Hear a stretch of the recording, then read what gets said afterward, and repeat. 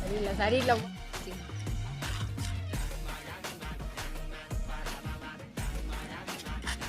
அஞ்சுட்டு போற மாதிரி போறான்.